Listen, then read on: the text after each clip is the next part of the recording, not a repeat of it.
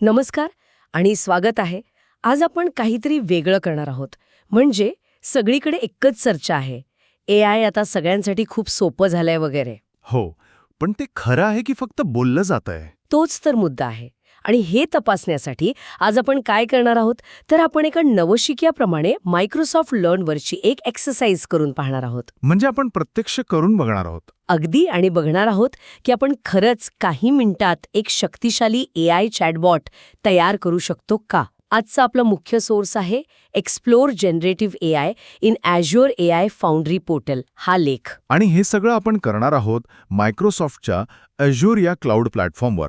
ज्यांना माहीत नाही त्यांच्यासाठी Azure म्हणजे Amazonच्या AWS किंवा Google क्लाउडसारखीच एक मोठी ऑनलाईन सेवा आहे. जिथे मोठमोठ्या कंपन्या त्यांचे ॲप्स आणि डेटा सांभाळतात. कसा फायदा घेऊ शकतात. आजची ही चर्चा म्हणजे फक्त थेरी नाही, तर एक प्रत्यक्ष कृती आहे. असं समजा की आपण एकत्र बसून माझ्या स्क्रीनवर हे सर्व करत आहोत. उत्तम. चला तर मग थेट कामाला लागूया. आपली पहिली पायरी आहे प्रोजेक्ट तयार करणे.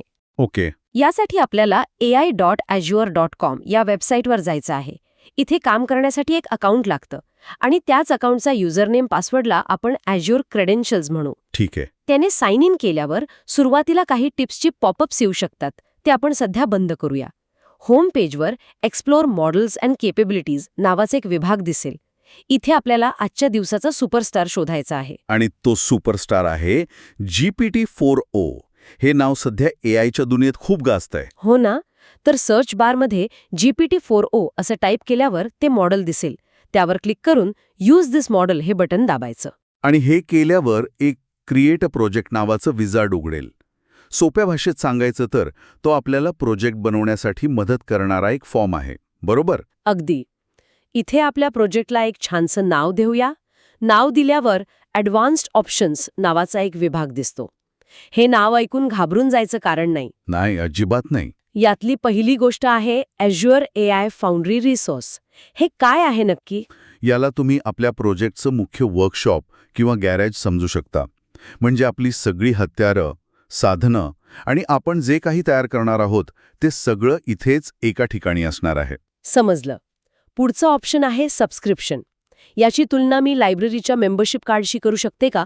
जसं लायब्ररीत जायला कार्ड लागतं. अगदी तसंच Azureची कोणतीही सेवा वापरण्यासाठी हे सबस्क्रिप्शन गरजेचं असतं. आणि त्यानंतर येतं रिसोर्स ग्रुप.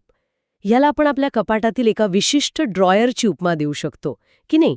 म्हणजे एका प्रोजेक्टच्या सगळ्या वस्तू एकाच ड्रॉअरमध्ये ठेवल्या की पसारा होत नाही. उपमा तर एकदम योग्य आहे, पण व्यावसायिक जगात याचं महत्त्व खूप मोठं आहे. ही फक्त सोय नाही, तर एक शक्तिशाली व्यवस्थापन साधन आहे. अच्छा. हो, मोठ्या कंपन्यांमध्ये एकाच वेळी अनेक प्रोजेक्ट सुरू असतात.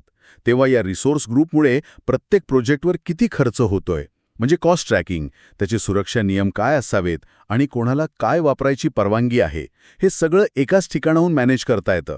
एक अतिशय सुव्यवस्थित पद्धत आहे ही. वा, म्हणजे साध्या ड्रॉअरच्या मागे एवढा मोठा विचार आहे. शेवटचा ऑप्शन आहे रिजन. याचा सरळ अर्थ आहे की आपलं काम करणारे कम्प्युटर्स जगातल्या कोणत्या ठिकाणी आहेत ते निवडणं. म्हणजे आपलं गॅरेज मुंबईत उघडायचं की सिंगापूरमध्ये हे ठरवण्यासारखं आहे. बरोबर. हे सगळं सेट झाल्यावर आपण क्रिएट बटनावर क्लिक करूया. हो, आणि आता आपल्याला थोडा धीर धरावा लागेल. हे प्रोजेक्ट तयार व्हायला काही मिनिटं लागू शकतात. म्हणजे चहा कॉफी ब्रेकची वेळ झाली आहे. अगदी. पण या वेळेचा उपयोग एका विचारासाठी करू शकतो. काही वर्षापूर्वी असं काही करायला इंजिनियर्सची एक मोठी टीम, कित्येक दिवसांची मेहनत आणि खूप खर्च लागायचा. खरंय. आता आपण एकट्याने एका कॉफी ब्रेकच्या वेळेत हे करू शकतोय. तंत्रज्ञानाचा वेग किती प्रचंड आहे हे यातून दिसतं. आणि बघा, बोलता बोलता आपलं प्रोजेक्ट तयार झालं सुद्धा. आता खरी मजा सुरू होणार आहे. आपण AI सोबत गप्पा मारायला तयार आहोत. चला तर मग. डाव्या बाजूच्या मेन्यूमधनं प्लेग्राऊंड्स निवडून ट्राय द चॅट प्लेग्राऊंडवर क्लिक करायचंय. हां, प्लेग्राऊंड म्हणजे अक्षरशः एक खेळाचं मैदान आहे. इथे आपण AIला वेगवेगळे प्रश्न विचारून त्याला निरनिराळी कामं सांगून त्याच्या क्षमता तपासू शकतो. पण खेळायला सुरुवात करण्याआधी एक काम करायचंय. हो, सेटअप नावाच्या पॅनेलमध्ये आपण तयार केलेलं GPT-4o मॉडेल निवडलेलं आहे याची खात्री करून घ्या. इथेच मला सिस्टम प्रॉम्प्ट नावाची एक गंमत दिसतेय. तिथे आधीच लिहिलेलं आहे you are an AI assistant that helps people find information. याचा नेमका अर्थ काय होतो? ही एक खूपच मनोरंजक संकल्पना आहे. याची तुलना तुम्ही एखाद्या दिग्दर्शकाने कलाकाराला त्याचा रोल समजावून सांगावा याच्याशी करू शकता. अच्छा. आपण इथे एआयला सांगत आहोत की आज तुझी भूमिका एका मदतनीसाची आहे जो लोकांना माहिती शोधायला मदत करतो. जर आपण इथे लिहिलं की तू एक विनोदी कवी आहेस, तर तो प्रत्येक उत्तराला कवितेचं स्वरूप देण्याचा प्रयत्न करेल. म्हणजे आपण एआयला एक व्यक्तिमत्व देत आहोत. हे तर भारी आहे. चला तर मग या मदतनीसाला कामाला लावूया आणि पॅरिसच्या ट्रिपचं नियोजन करूया. मी चॅट बॉक्समध्ये पहिला प्रश्न टाकते. I am planning a trip to Paris in September. Can you help me? आणि बघा, लगेच उत्तर आलं. काय म्हणतंय? आणि हे पहा, त्याने फक्त हो किंवा नाही असं नाही म्हटलं. त्याने सप्टेंबरमधला हवामान कसं असेल, तिथे कोणते कार्यक्रम असतात जसं की युरोपियन हेरिटेज डेज आणि काय काय पाहता येईल याची एक छोटी यादीच दिली आहे. हे मी त्याला विचारलं नव्हतं. म्हणजे तो फक्त प्रश्नाचं उत्तर नाही देत, तर एका चांगल्या ट्रॅव्हल एजंटसारखे सल्लेही देतोय. अगदी.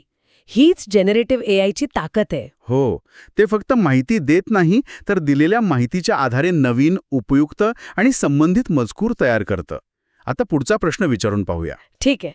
मी विचारते, where is a good location in the city? आता इथे गंमत बघा. मी फक्त द सिटी असं म्हटलं, पॅरिस असं नाही. तरीही एआयला अचूक कळलं की मी पॅरिसबद्दलच बोलत आहे. ही तर जादू आहे. याला कॉन्टेक्स्ट मेमरी म्हणतात. एआय आपल्या आधीच्या गप्पा लक्षात ठेवतं. त्याला आठवतं की आपलं बोलणं पॅरिसबद्दल सुरू आहे. अच्छा. पण इथे एक गोष्ट लक्षात ठेवली पाहिजे, ही मेमरी अमर्यादित नसते. तुम्ही खूप लांब संभाषण केलात, म्हणजे 100-200 प्रश्न विचारले, तर एआय सुरुवातीच्या गोष्टी विसरू शकतं. त्याला एक विशिष्ट कॉन्टेक्स्ट विंडो असते. अच्छा, म्हणजे हे आपल्यासारखं नाही की एकदा ऐकलेलं कायम लक्षात राहील. याला मर्यादा आहेत. ठीक आहे, त्याने काही ठिकाणं सुचवली आहेत. मी आता अजून खोलात जाऊन विचारते. Can you give me more information about dining options near the first location? Okay. आणि वाह, त्याने पहिल्या ठिकाणाजवळच्या रेस्टॉरंट्सची माहिती दिली आहे, अगदी त्यांच्या खासियत सोबत. आता आपण एका खूप महत्वाच्या आणि प्रगत संकल्पनेकडे वळूया. कधीकधी एआय उत्तर देताना काही गोष्टी स्वतःच्या मनाने सांगतं किंवा चुकीची माहिती देतं. ज्याला हॅल्युसिनेशन म्हणतात, बरोबर? अगदी. ते टाळण्यासाठी आपण त्याला एक विशिष्ट माहितीचा स्रोत देऊ शकतो आणि सांगू शकतो की या माहितीच्या बाहेरचं काहीही बोलायचं नाही. या प्रक्रियेला ग्राउंडिंग म्हणतात. हे करून पाहूया. मी याला विकिपीडियाची एक लिंक देते आणि प्रश्न विचारते. Based on the information at https://in.wikipedia.org/wiki-history of Paris, what were the key events in the city's history? तुम्ही हे करताय तोपर्यंत मी यामागचं तंत्रज्ञान सोप्या भाषेत सांगतो. याला रिट्रीव्हल ऑगमेंटेड जनरेशन किंवा RAG असं म्हणतात. RAG? हो, हे खूपच शक्तिशाली तंत्र आहे. विचार करा, एका कंपनीला त्यांच्या हजारो पानांच्या पॉलिसी डॉक्युमेंट्सवर आधारित एक चॅटबॉट बनवायचा आहे. RAG शिवाय एआय त्याच्या जुन्या सार्वजनिक ज्ञानावर आधारित उत्तरे देईल. पण RAGमुळे ते एआय आधी कंपनीचे डॉक्युमेंट्स वाचतं आणि मग फक्त त्या माहितीच्या आधारे उत्तर तयार करतं. म्हणजे उत्तरं जास्त अचूक आणि विश्वसनीय होतात. अगदी. आणि बघा, उत्तर आलंय. एआयने फक्त आणि फक्त त्या विकिपीडिया पेजवर असलेल्या माहितीच्या आधारेच पॅरिसच्या इतिहासातील महत्त्वाच्या घटना सांगितल्या आहेत. हे कंपन्यांसाठी किती उपयोगी असेल याची मी कल्पना करू शकते. नक्कीच. चला, आता आपण प्रश्न अजून स्पष्ट कसा विचारायचा ते पाहूया. मी विचारते, What 3 places do you recommend I stay in Paris to be within walking distance to historical attractions? Explain your reasoning. इथे मी फक्त ठिकाणं नाही विचारलीत, तर त्यामागचं कारणही विचारलं आहे. आणि एक्सप्लेन युअर रिझनिंग हा भाग महत्वाचा आहे. यामुळे आपल्याला एआयच्या विचार प्रक्रियेची थोडी कल्पना येते आणि उत्तराची गुणवत्ताही वाढते. अगदी खरे. त्याने 3 ठिकाणं दिली आहेत आणि प्रत्येक ठिकाण ऐतिहासिक स्थळांपासून चालत जाण्याच्या अंतरावर का आहे हे सुद्धा समजावून सांगितलं आहे. उत्तम. आता शेवटचा प्रॉम्प्ट. कधी-कधी आपल्याला उत्तराचा एक विशिष्ट फॉर्मॅट हवा असतो. समजा मला एक यादी हवी आहे. मी विचारते, what are the top 10 sites to see in Paris? Answer with a numbered list in order of popularity. आणि हे बघा, त्याने बरोबर 1 ते 10 अशी आकडे टाकून लोकप्रियतेनुसार ठिकाणांची यादी दिली आहे. म्हणजे आपण याच्याकडून अगदी बॉससारखं आपल्या मनासारखं काम करून घेऊ शकतो. हो ना? ही संभाषण खूप काही शिकवणारं होतं. आपण पाहिलं की एआय संदर्भ लक्षात ठेवतं. आपण त्याला विशिष्ट माहितीवर आधारित उत्तरं द्यायला लावू शकतो. आणि आपल्याला हव्या त्या फॉर्मॅटमध्ये उत्तर मिळवू शकतो. पण या प्लेग्राऊंडमध्ये अजून एक खजिना लपलेला आहे. तो कोणता? ज्यांना कोडिंगमध्ये थोडा रस आहे किंवा जे कोड बघून घाबरत नाहीत त्यांच्यासाठी ही एक पर्वणी आहे. चॅट प्लेग्राऊंडच्या वरच्या बाजूला व्ह्यू कोड नावाचं एक बटन आहे. त्यावर क्लिक केल्यावर आपल्याला वेगवेगळ्या प्रोग्रॅमिंग भाषांमध्ये जसं की पायथन, C# यात लिहिलेला कोड दिसतो. पण या कोडचा उपयोग काय? हा डेव्हलपर्ससाठी एक खूप मोठा शॉर्टकट आहे.